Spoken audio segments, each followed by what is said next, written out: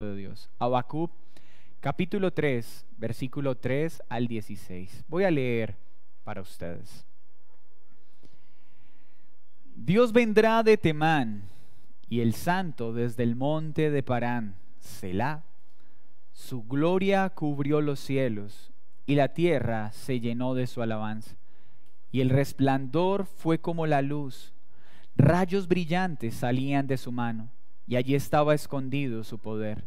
Delante de su rostro iba mortandad, y a sus pies salían carbones encendidos.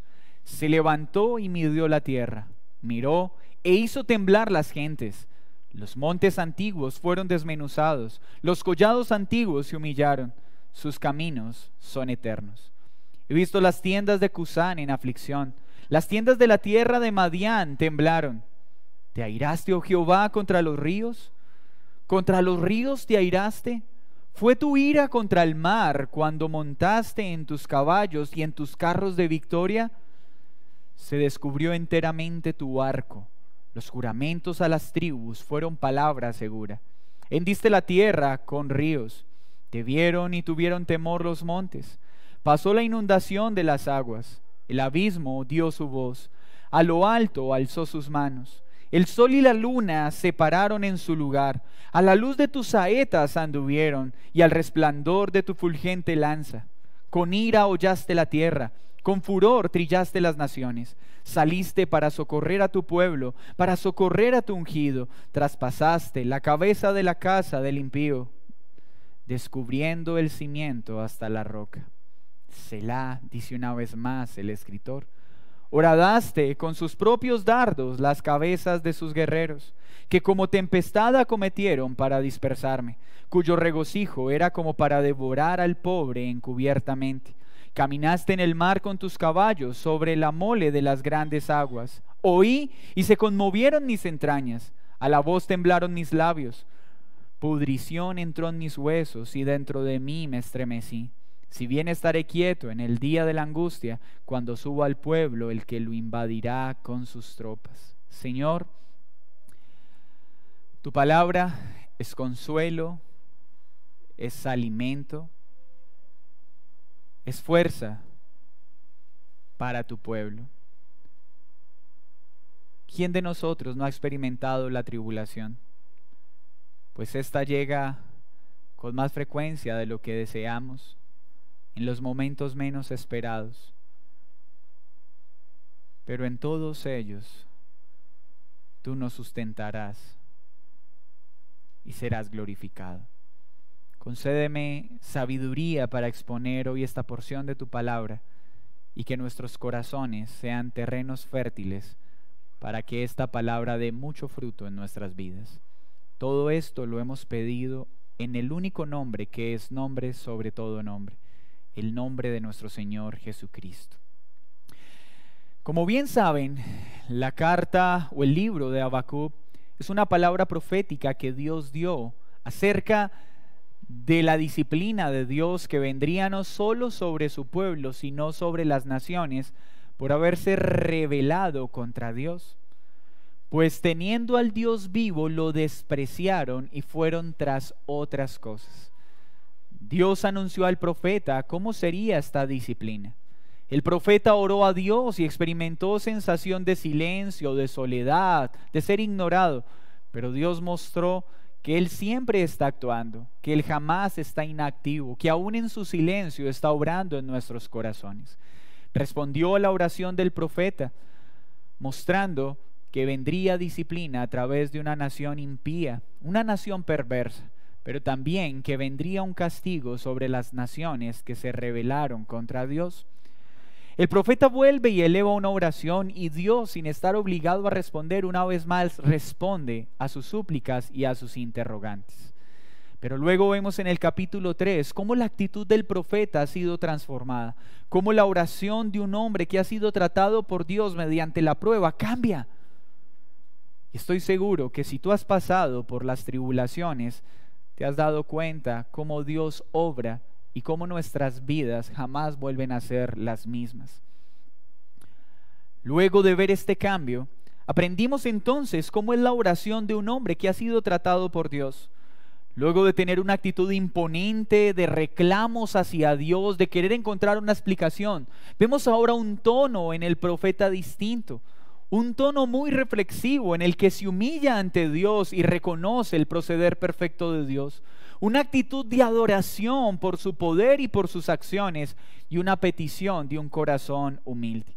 Este capítulo 3 es entonces un gran poema de un corazón que ha podido meditar en lo que es Dios y la forma perfecta en la que Dios actúa.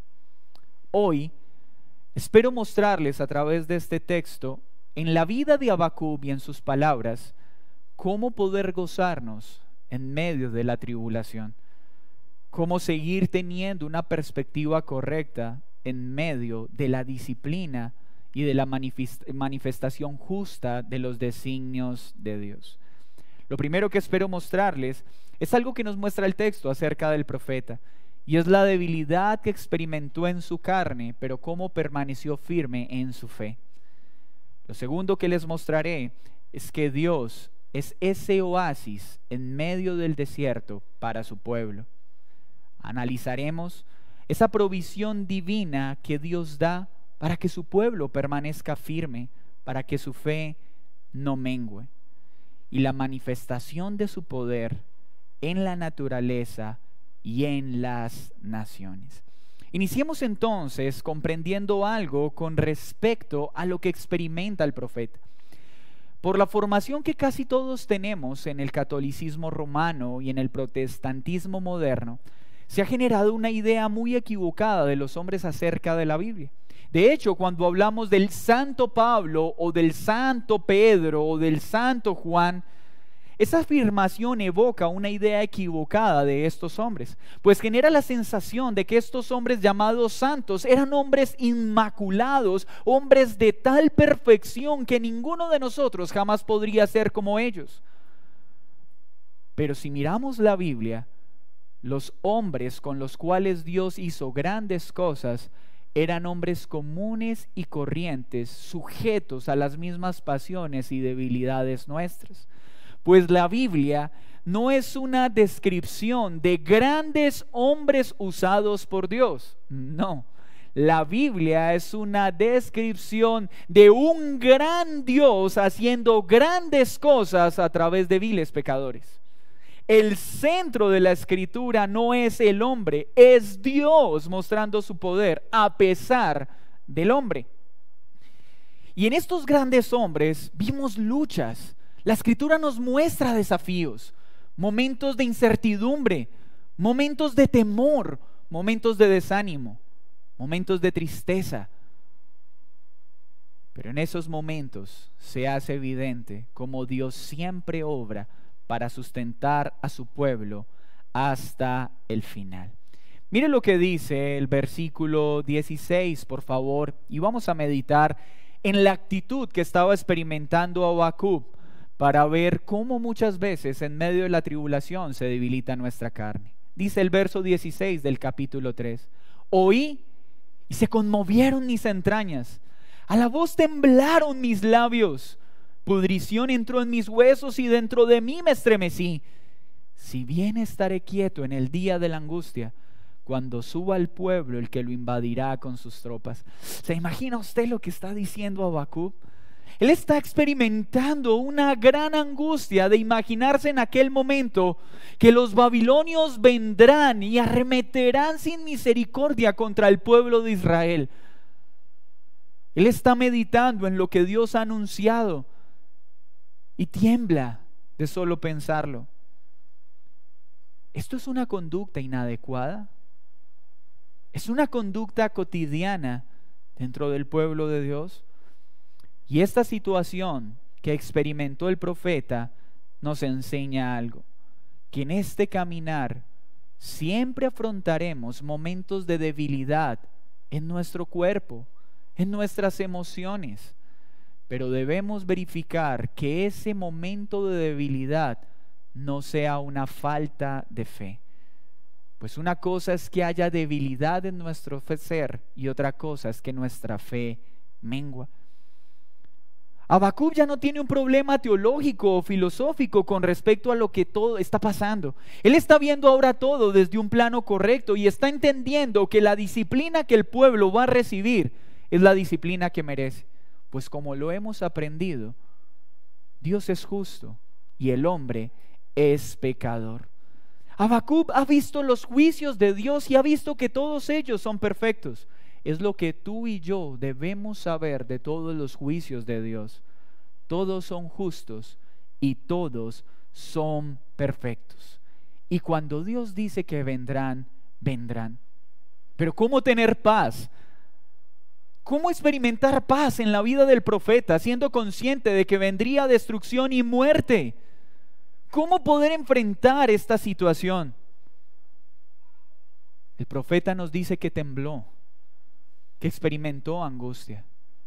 Pues la Escritura nos muestra que el Espíritu quiere, pero nuestra carne es débil. El profeta nos está mostrando que el creyente tendrá situaciones en las que temblará al sentirse absolutamente débil ante los designios de un Dios que es poderoso. Que aún los hombres más grandiosos en la Escritura estuvieron sujetos a temores y a momentos de debilidad. Aquí se nos muestra el carácter real de un hombre, aún del creyente. Y todo creyente debe ser lo suficientemente honesto para decir: oh Dios, he oído que eres un Dios justo y que tú disciplinas a tu pueblo, que tú muestras tu ira contra los impíos.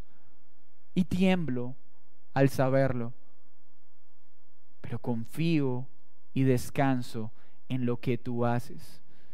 La Escritura muestra entonces una diferencia entre estremecernos por las circunstancias y la disciplina de Dios a ser faltos de fe. La falta de fe es dejar de confiar en lo que Dios ha prometido, en lo que Dios ha dicho que hará en su pueblo, en cada uno de nosotros, en medio de cualquier circunstancia. Así que está permitido, es correcto al creyente experimentar un tipo de angustia al ver los designios de Dios cuando no se ajustan a nuestra lógica. Es normal temblar ante un Dios que es santo, santo, santo. Pero no nos es lícito dudar un solo momento de que lo que Él hace es perfecto, de que sus designios son perfectos, de que su disciplina es justa. Así que cuando venga la tribulación, temblaremos al ver nuestra incapacidad de cambiar las circunstancias. Nos debilitaremos al ver la inmensidad de nuestros problemas, pero nuestra fe será fortalecida al saber que nuestro Dios sigue siendo el mismo en medio de todas las circunstancias. Así que experimentar estos momentos de debilidad no es falta de fe. Y ojo con esto, porque Satanás utiliza estos momentos de debilidad para traer sentimientos de culpa a la vida del creyente.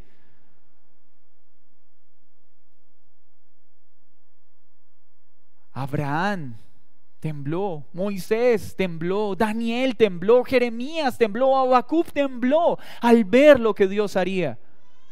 Pero su fe permaneció firme en Dios, no en la capacidad del hombre para afrontar las circunstancias. Hermanos, habrán momentos en que las situaciones nos atemorizarán, en que al ver nuestra condición nos daremos cuenta que somos incapaces de poder hacerle frente a las circunstancias. Pero nuestra mirada tendrá que posarse en ese momento en el cielo para decir: Señor, tú has prometido que todas las cosas obran para bien de tu pueblo. Y aunque no entiendo y comprendo, aunque mi ser se debilita, confío en que lo que tú has prometido, así se hará. Así que por mucho que tú y yo entendamos las doctrinas, tengamos una muy buena teología, habrán momentos en que nuestro ser temblará, Y esto nos recordará cuán vulnerables y frágiles somos. Pero ¿qué nos muestra la Escritura? Hermanos, Dios conoce nuestra condición y Él provee refugio al creyente cuando experimenta temor. Miren lo que dice el salmista en el Salmo 103, versículo 14. Conoce nuestra condición y se acuerda de que somos polvo.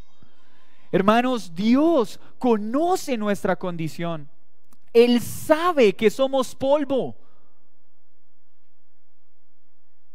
Pero Él jamás se desentiende de nosotros, porque Él conoce nuestra debilidad. Hermanos, nosotros no somos más que polvo. Y la única razón por la que podremos estar firmes es por Dios mismo. Grandes siervos han experimentado esta temible debilidad. Pablo, David, Abraham, Moisés. Pero Dios los desechó de ninguna manera. Mis hermanos, que las situaciones a veces traigan angustia no significa que Dios nos desechará. Más bien, las situaciones que nos debilitan nos recuerdan que nada somos sin Dios y que necesitamos a Dios para permanecer firmes hasta el fin. Pero nunca des cabida a la falta de fe. Nunca des cabida a aquellos pensamientos que Satanás quiere poner para hacernos dudar de que Dios nos sustentará hasta el final, de que Él cuidará de nosotros y que al final todo es para que seamos hechos a la imagen de nuestro Señor Jesucristo. Luego de mostrar entonces el estado en el que está el profeta, esa sensación de temor y de angustia, veamos entonces en qué descansa el profeta, en qué se refugia el profeta. Mire lo que dice el versículo 3. Dios vendrá de Temán y el santo desde el monte de Parán, Selah. Selah es una entonación que se da al salmo o al cántico. Y este Selah lo que significa es un momento de silencio y meditemos en lo que acabamos de pronunciar. Es como si se entonara este párrafo y luego de entonar el párrafo, el pueblo hiciera una pausa para meditar en lo que había acabado de cantar.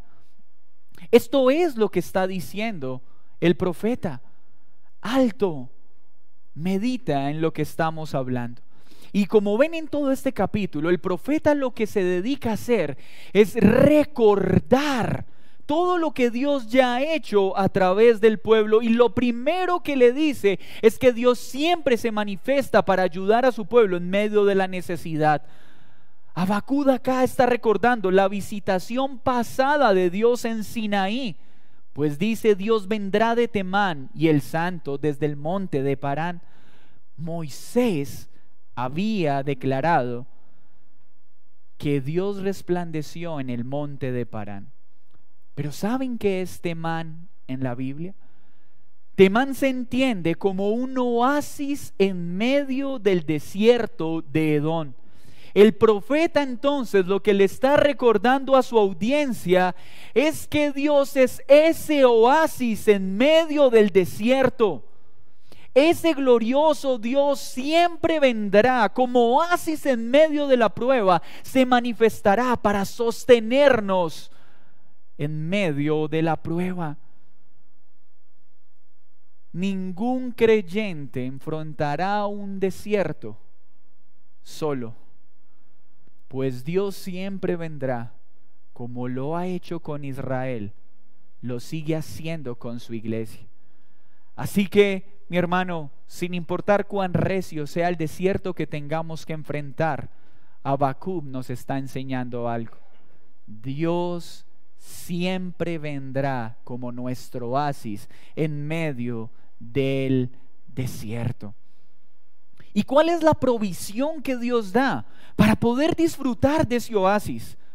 ¿Cómo experimentar esa paz en medio de la tormenta?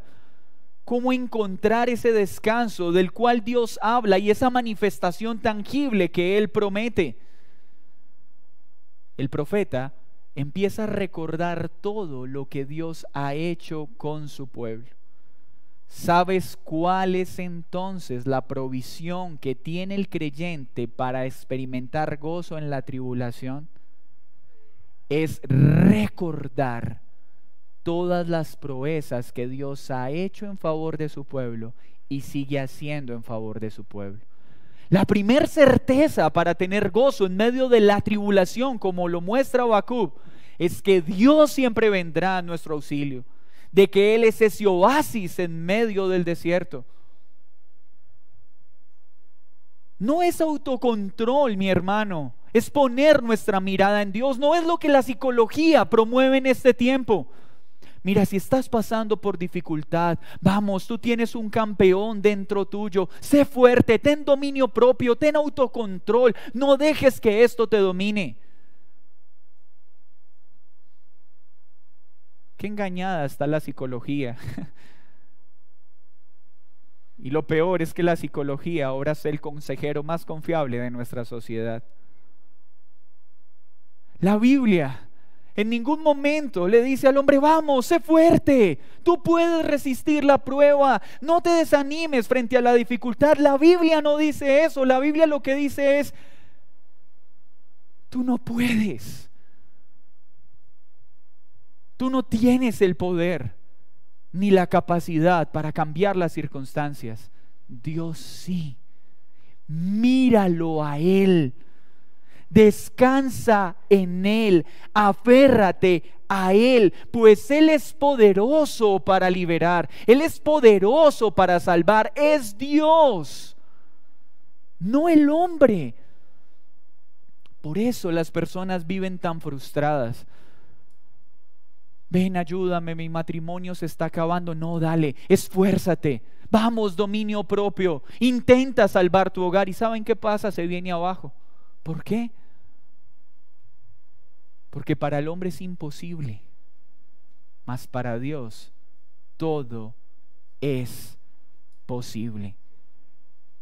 Así que para experimentar gozo en el desierto no es mostrarnos fuertes. Es que vea yo cómo soy de fuerte, yo cómo he vivido en medio de la soledad y no me ha pasado nada. Miren yo cómo soy de exitoso, miren el matrimonio que tengo. No importa lo que venga, yo resistiré.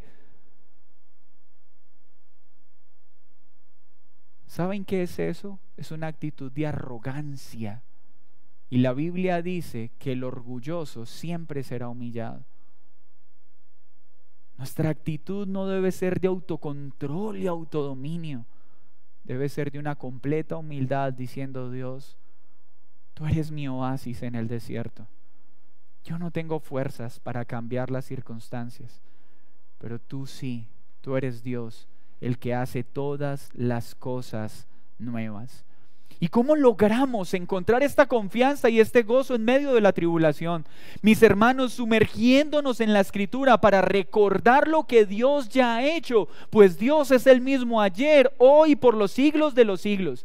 El profeta entra en detalles con respecto a lo que Dios hizo con Israel. Habla del Mar Rojo, habla de aquel momento en que se detuvo el sol, habla de cómo Dios controla y gobierna los elementos.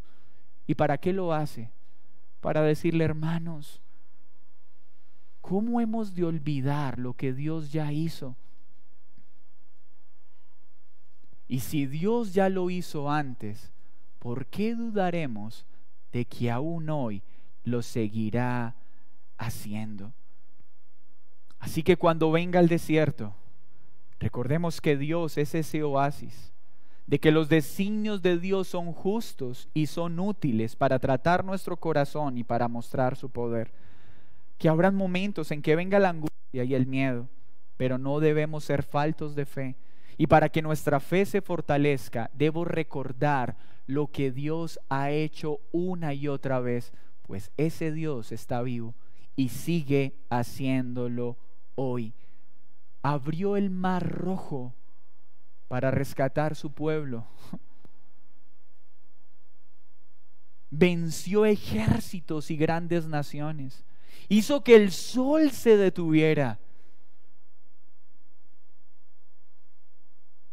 ¿Sabe qué le estaba diciendo Habacuc en este poema al pueblo? Dios gobierna sobre todo, sobre el sol, sobre la luna, sobre los elementos.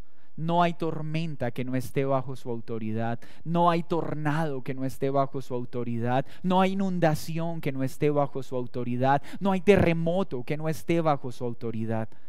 Pues Él gobierna sobre todo.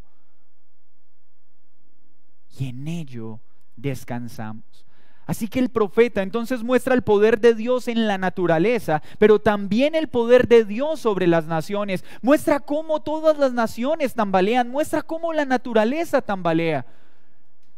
Del 8 al 11 muestra entonces que los mismos montes que son tan firmes empiezan a sucumbir ante la presencia del Dios vivo. Muestra cómo las naciones tiemblan ante los designios de un Dios santo.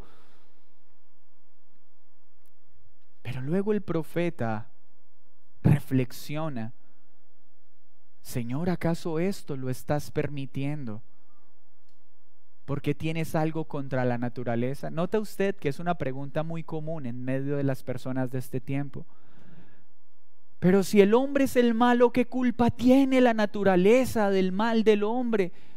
Ahora en esta sociedad animalista, entonces, ¿qué culpa tiene el perrito? ¿Qué culpa tiene el gatico si el malo es el hombre? Esto no es de culpas. Es la muestra de Dios, de su poder y autoridad sobre todas las cosas. Pero ¿para qué Dios muestra su poder a través de la naturaleza? ¿Para qué Dios muestra su poder a través de las circunstancias? ¿Para qué? Para mostrar su amor por su pueblo. Pues todo lo que Él permite, todos los acontecimientos que suceden, siempre apuntan al bien de su pueblo, de ese pueblo que Él ha escogido para reflejar su rostro. Su enojo no está dirigido contra la naturaleza, su enojo es contra el pecado. Porque el hombre vive separado de Dios y su objetivo es liberar al hombre del pecado, salvar a su pueblo. Pero nota usted que el profeta también está diciendo para preservar a su ungido. ¿Saben una de las cosas por las que Dios no destruyó completamente a Israel aunque lo merecía? Pues Él prometió de que de esa simiente, de esa descendencia vendría su ungido. ¿Quién es? Jesús. Él está diciendo: oh Señor, estoy seguro, estoy convencido de que tú emites justo juicio, de que vendrá castigo sobre Israel, de que los babilonios nos destruirán, pero tú preservarás una simiente, porque tú has prometido que de nosotros vendrá el ungido que liberará a su pueblo. Habacuc encontró esperanza en aquel ungido que vendría. Nosotros hoy, hermanos, encontramos esperanza en el ungido que ya vino. Así que en medio de lo que estamos viviendo, Dios es nuestro oasis y nos preserva gracias a los méritos de Jesucristo. Y muestra su poder en esta pandemia, en todos los fenómenos naturales, en todas las circunstancias. Dios muestra que es poderoso y llama al hombre a que se arrepienta de su pecado. ¿Quién encontrará gozo y refugio en medio de un momento tan terrible como este? Solo aquel que tiene a Dios como ese oasis. Solo aquel que encuentra descanso y alegría en las obras majestuosas que Dios ha efectuado. Solo aquel que entiende que está seguro en el ungido que fue prometido por Dios, el cual se llama Jesucristo. Y note usted que vuelve a aparecer otro Selah. Vuelve y le dice al pueblo: alto, una pausa, mediten muy bien en lo que les estoy diciendo. mediten muy bien en las palabras que les estoy presentando. Luego de traer ese recuento de cómo Dios mostró su poder, muestra cómo ejecutó su sentencia en las naciones.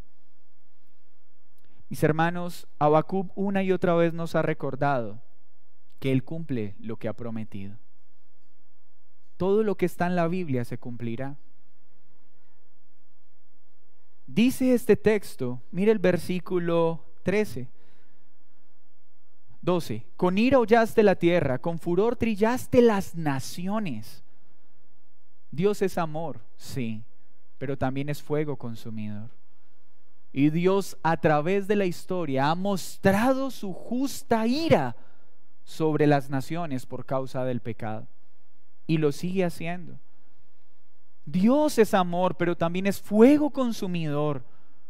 Dios es misericordioso y perdonador, pero Dios aborrece el pecado y no tolerará el pecado en nuestras vidas. Pero dice el 13, saliste para socorrer a tu pueblo. ¡Qué gran Dios! Muestra su justicia, muestra su ira, pero siempre socorre a su pueblo. Traspasaste la cabeza del impío, descubriste el cimiento hasta la roca, horadaste con sus propios dardos la cabeza de sus guerreros. ¿Nota usted lo que Habacuc dice que Dios hace sobre los enemigos? Es Dios quien pelea por su pueblo. Es Dios quien emitió juicio sobre los pueblos que dañaron a Israel.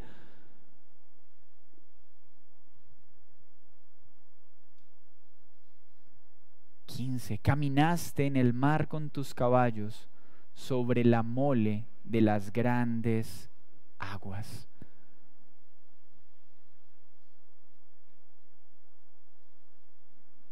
Dios es un Dios temible.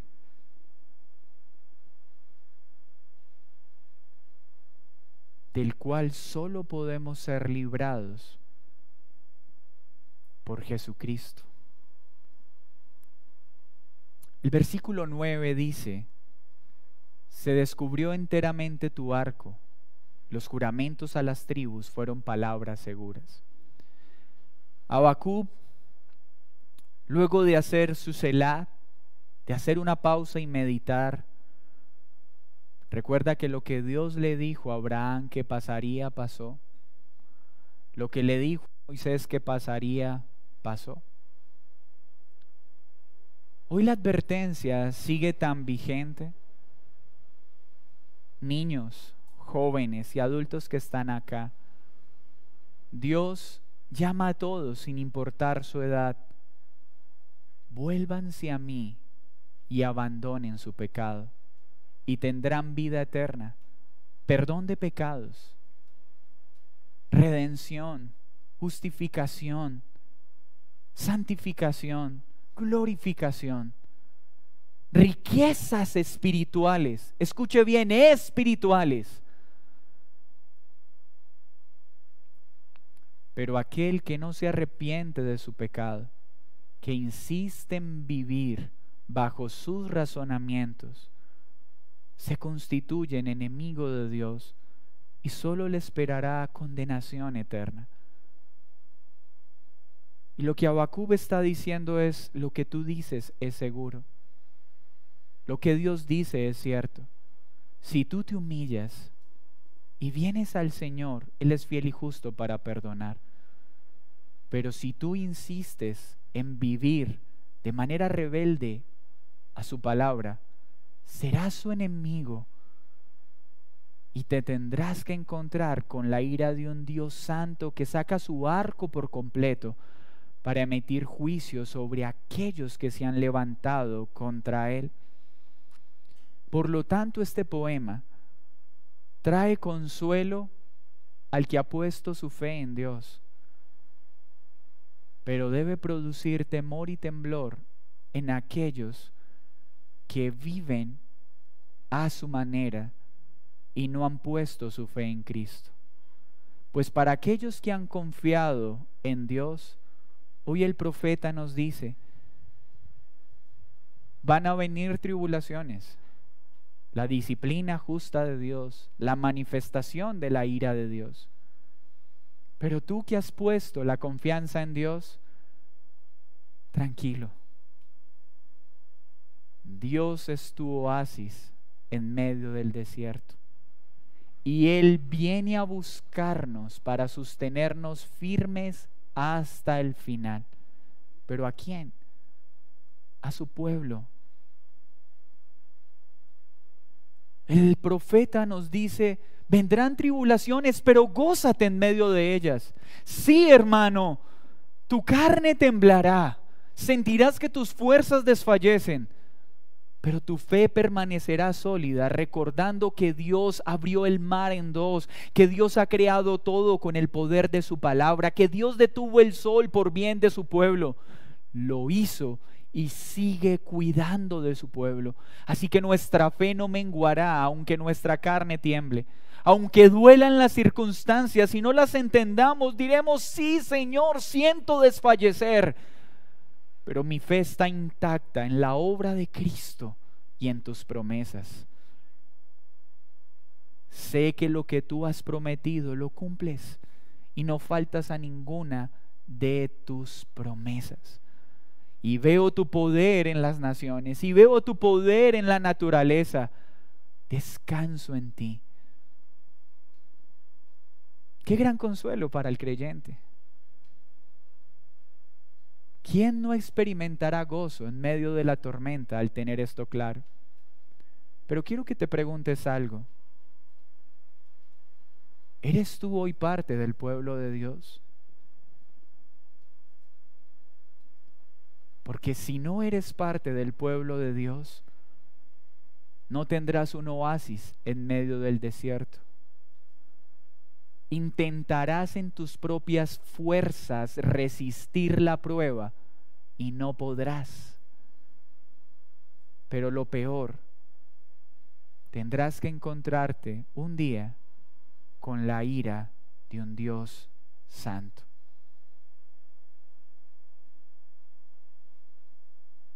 ¿Eres parte del pueblo de Dios? Y escúchame esto, yo no te estoy preguntando si crees que Dios existe. Yo no estoy preguntándote si crees que eres una buena persona. Te estoy preguntando, ¿eres parte del pueblo de Dios? Porque para ser parte del pueblo de Dios solo hay una forma: mediante la fe en Cristo.